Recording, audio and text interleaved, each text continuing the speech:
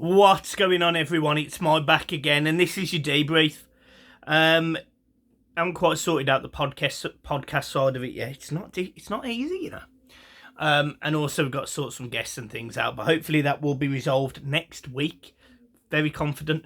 So that was positive. Positive stuff's gone on for me this week and the channel. Good stuff.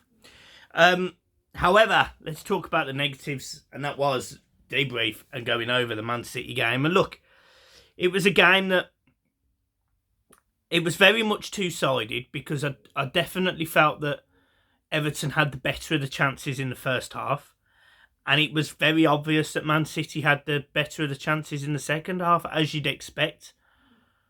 There was no real respite really for Everton in the second half. They were very good. Man City, they dominated pretty much every part of our half. Defensively, we were fairly solid up until right at the end, but that is what it is. So, you know, we were never really out the game. But when you look at the chances that City had in the second half, it was concerning, because it was almost only a matter of time before they scored. It was just whether we would have any fight to give after, and we did. I mean, we absolutely did. But let's get into the game. So firstly, look, within a couple of minutes, Everton are already causing problems. They're being hell-bent on being aggressive to Manchester City, and we did really well with that.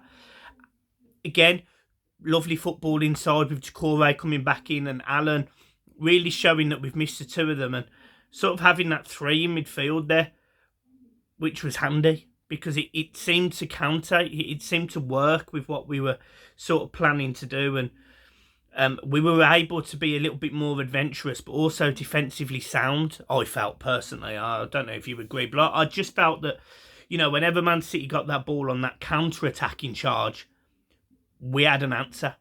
And that is what we've sort of been crying for all season. You know, when you look at the team that played against Manchester City, on paper it wasn't the best, but having that little bit of pace in there, and it was almost Iwobi, the one that was dropping back and sort of making it that three, and then Gordon, Richarlison, sort of in and about. It was quite clever how we played, because what we were doing is when we were defending, we were playing 4-5-1, we was in the transition, we were defensive. But then when we were attacking, we definitely went 4-3-3, definitely, and you could see that, because with the team that he put out, it was almost, that was the aim. And I'll go back to talking about the lineup. Donny van der Beek in the middle there, apart from, hopefully, touchwood, not too bad of an injury, he was sensational. You know, and it enabled Allen and Decore to do what they needed to do. He was the one that was linking up the play, nice little intricate passes, and it was brilliant. It was fantastic with Iwobi coming deep. So was Gordon on the left hand and the right hand side, and leaving Richarlison to sort of try and manfully keep hold of the ball and get us out of trouble if we needed it. And he was fantastic at it. He was absolutely fantastic at it. There was a lot of people that I saw had made comments about Richarlison, especially that one effort there, he shoots straight at Ederson, but he did a lot in that game. A lot of hard work in that game. And look, hard work doesn't get you goals, and we saw that because we didn't score, but he worked his socks off, and I really respected him for that. It was also a massive game for obvious reasons. The war in Ukraine with Russia instigating some really aggressive tactics.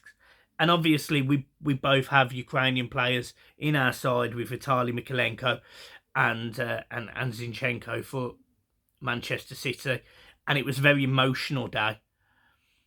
But honestly, 5 minutes into the game, you couldn't tell. Like, it was genuinely raw aggression all over the park. There were some decent tackles going in early. There was a couple on Foden, sort of showing him where he was, who he's up against. Loved that. Absolutely loved it. And we need more of that. Like, and I'm seeing it under Lampard. And I'm going to come on to a point in a minute, well, in a little bit in the video, about something that's happened today. But what I've noticed with Lampard is there's more bite. And I'm not saying it's not like constructive bite. It's not over the top bite. But I saw yesterday players moaning at officials. I saw Allen lose his top, absolutely lose his top at the linesman. And I'm not saying I'm all for people getting stupid yellow cards. I'm not. But the officials need to know that they're in a game. And yesterday, at times, they did that. Everton had to have a go at the officials because I thought it was a poor officiated game anyway. But it was really positive to see that we meant business. And that has been shown furthermore today with the news that Everton have officially complained to the Premier League over the officiating and VAR, and rightly so. So this isn't the first time we've been done by Chris Kavanagh. It's not the first time we've been done by the Premier League, and it's certainly not the first time that an official has shafted us against a side that is higher in the league. And we've seen it at Spurs. We saw it last week at Southampton. We saw it against Manchester United a couple of years ago, big one. We saw one against Liverpool a few years ago, if I remember. We saw Saturday's, and they were blatantly obvious. And this happens time and time again when it comes to Everton, that they don't get the VAR decisions. And Frank Lampard coming out and essentially saying it is incompetent. It is that he didn't know what he was doing.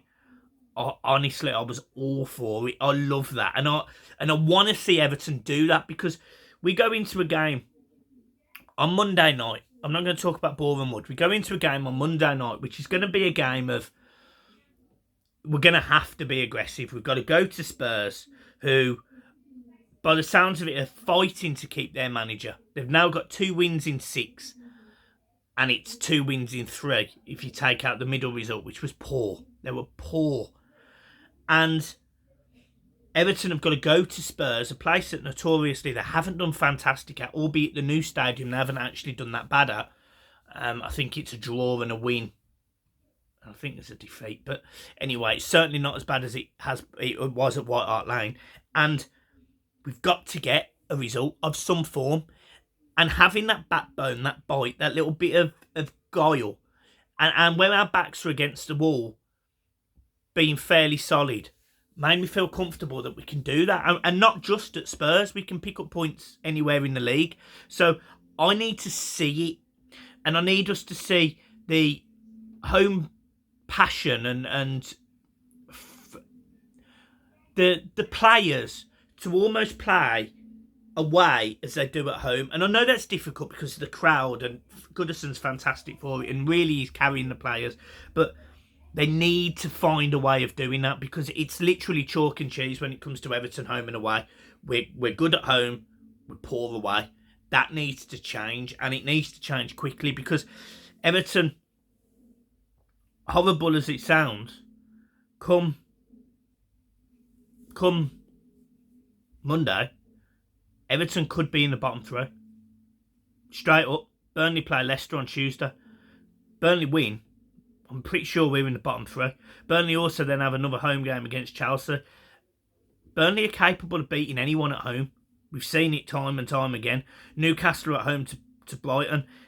Brentford are away at Norwich. It's not great. These are not good fixtures.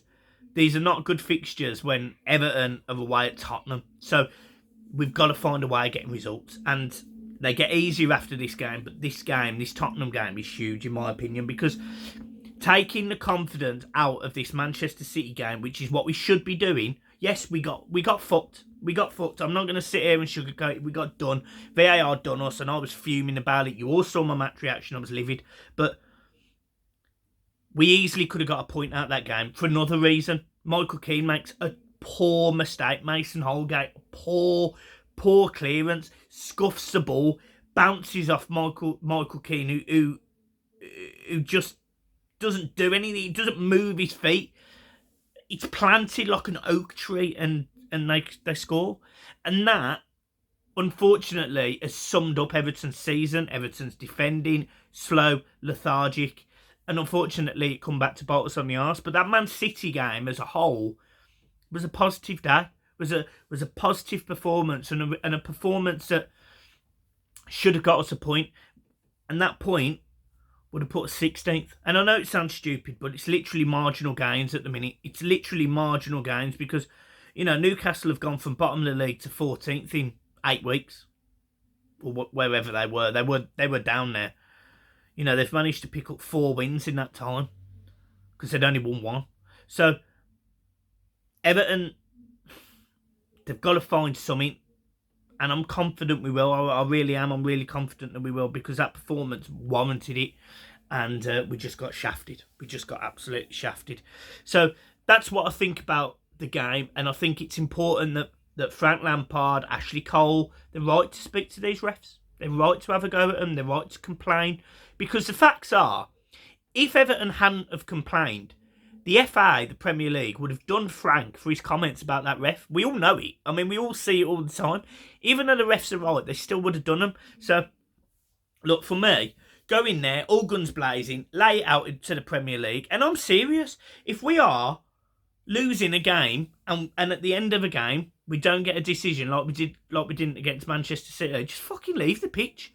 Somebody needs, from a football club, to make a stand against the Premier League and VAR. Why can't it be Everton? Why not? We're the grandfathers of the Premier League. We're the grandfathers of the league. We're one of the grandfathers of English football. We should be respected for it, and we're not. We're not. Like, the media take the piss out of us. VAR takes the piss out of us. Referees take the piss out of us. It's almost like we just exist, and we need to crack that. We need to crack that bubble. And we need to show that we are a meaningful football club. Yes, we're 17th in the league, but we shouldn't be. And we need to prove that. We need to prove it. And this is the time we've got to stand up and be counted. So, look, it's a big game, and it's been a big weekend for Everton. And we just need to beat Bournemouth in the cup. We need to beat them. That's that simple. Beat them. Hands down. 3-4-0. Go into that Spurs game and say, right, this is how we're going to set up. We're going to be aggressive. We've got our better players coming back. Tamari Gray, I'm sure, walks into that side over Iwobi. That was my only criticism of Lampard the weekend. I don't understand why he left Gordon and Iwobi on the pitch for so long, because they were dead. They were knackered. And in my opinion, the sub should have been made earlier. But that is just my opinion.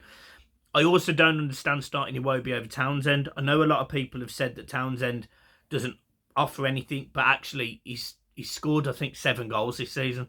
If anyone can score a goal from 35 yards, it's that man. So I personally would play him over Iwobi. Not criticism of Iwobi, but I'd be tempted to say we do have more input, i.e. balls into the box, more shots on goal, when Townsend plays rather than Iwobi. But honestly, it's much for muchness. So, look, guys, I'm leaving it there. Match preview for Bournemouth will be tomorrow. I've got a long day, though, so I can't 100% guarantee. But if not, it will be Wednesday. But look, I'm trying to be more consistent on there. And I'll see you soon, guys. Peace.